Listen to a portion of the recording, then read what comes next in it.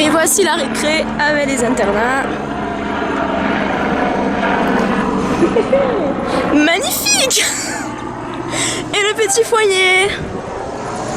Et la petite Imelda. Et ça c'est notre refuge. Foyer où il y a tout le monde. Enfin, là il n'y a personne, tant mieux, mais... C'est voilà. le petit refuge quand il fait froid. Les petites fleurs. Les petites fleurs. Voilà. Et toute la populace qui va manger.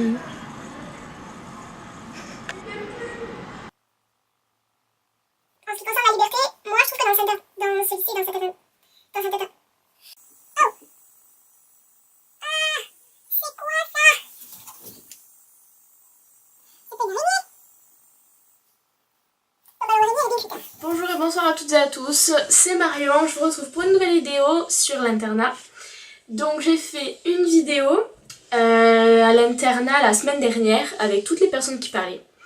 Et là c'est la deuxième vidéo, donc là où je vais vous expliquer un peu tout ce qui concerne l'internat, les horaires, la cantine, l'étude, tout ça là. Donc c'est parti.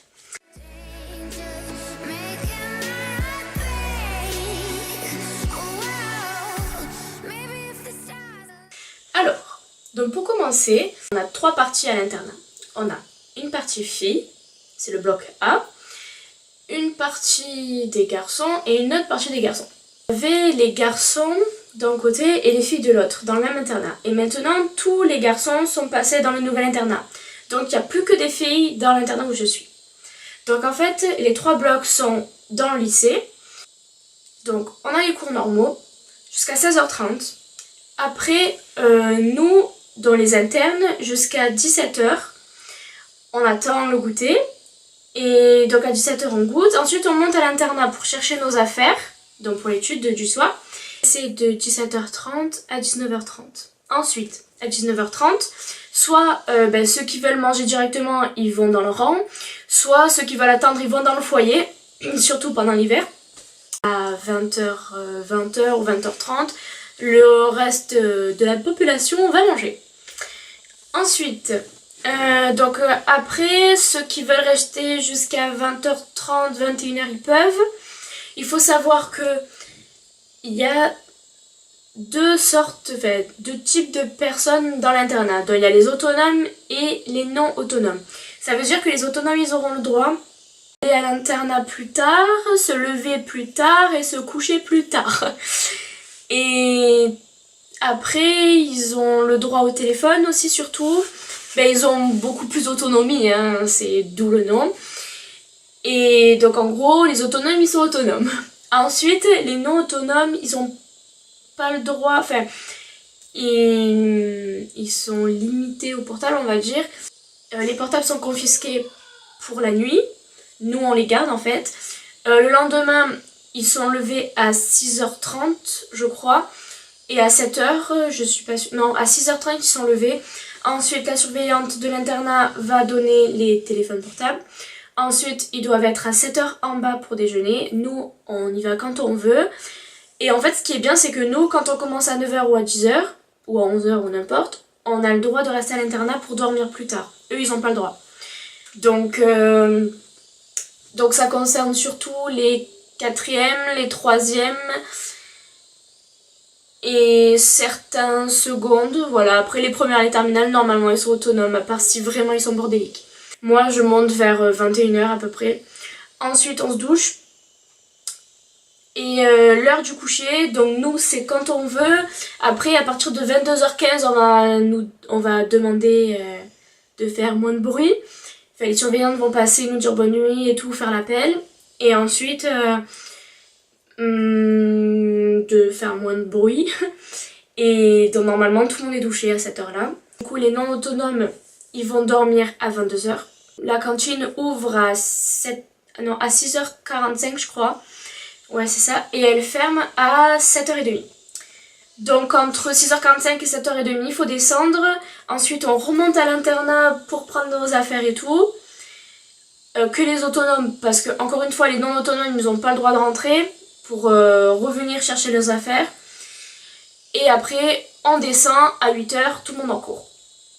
Donc ça c'est un peu la vie à l'internat. Je suis rentrée en première à l'internat, donc ça fait 2 ans que j'y suis. Au début c'est vraiment difficile parce que, enfin moi, pour ma part ça a été difficile parce qu'il fallait s'intégrer et il y a pas mal de monde qui savent déjà comment c'est l'internat et tout. Après il y a déjà plus d'affinités, il y a déjà plus de groupes faits déjà. Donc ouais, intégration c'est difficile. Ensuite c'est sûr que si on reste dans son coin et tout, ben ça donne pas envie de parler aux autres quoi et de s'intégrer. J'ai mis on va dire 2-3 semaines à vraiment bien m'intégrer. J'ai changé 4 fois de chambre parce que ça a été l'enfer dans les 3 premières. Je m'entendais pas avec les filles, elles étaient plus grandes que moi et on avait genre 3-4 ans d'écart. Donc il y a une bonne entente dans la chambre parce que c'est sûr que quand on monte à l'internat et que en gros c'est le bordel et que y a tout le monde qui se fait la tête et ça donne pas envie quoi. C'est bien aussi pour les cours, il y a des gens qui peuvent nous aider et c'est encore mieux si vous êtes dans la même chambre que les filles ou les mecs de votre classe. Parce que ça on peut, après même si vous n'êtes pas dans la même chambre, enfin nous en tout cas, on peut partir dans les couloirs et parler dans les autres chambres. Donc ce qui est pas bien à l'internat c'est la routine surtout, parce qu'il y a toujours les mêmes horaires et c'est toujours le même boulot en fait. Surtout quand vous êtes en première et en terminale parce que on a beaucoup de boulot et c'est pas toujours facile parce que moi en première j'avais plus de boulot qu'en terminale et en première, même si la terminale c'est plus difficile, et en fait en première les 2 heures ne me suffisaient pas. Donc je devais terminer à l'internat et je devais me coucher vers 23 h, enfin c'était l'enfer pour ça. Après c'est bien parce que on se fait rapidement des potes, parce qu'on a tous la même tranche d'âge et on s'entend à peu près tous bien. Enfin moi j'ai jamais eu d'énormes conflits à part vraiment en première. Ouais, en première ça a été horrible. C'est surtout ce qui est bien à l'internat, c'est que on devient autonome facilement et rapidement et surtout on devient mature et on a moins de timidité et ça c'est vraiment génial parce que moi je suis quelqu'un de très timide à la base et l'internat ça m'a ressourcée. Je pensais que quand j'allais arriver à l'internat ça allait être horrible, j'allais pas me faire des potes, enfin franchement je flippais et comme j'étais une grosse trouillarde, une grosse timide, c'était pas facile pour moi. Et après, c'était nickel. Au final, j'ai aucun problème et je me suis vite intégrée. Dans cet internat, il n'y a pas beaucoup de liberté. Parce que, en fait, le problème, c'est que nous, on est mélangés au collège. En fait, dans notre lycée, c'est 4e, 3e, seconde, première, terminale. Et bien surtout, voilà, c'est qu'il y a beaucoup moins d'effectifs parce que c'est un lycée privé. Et ça, c'est cool. Voilà. Après, comme je suis jamais allée dans un autre internat, je peux pas savoir. En tout cas, moi je trouve que celui-là, enfin moi il me convient bien.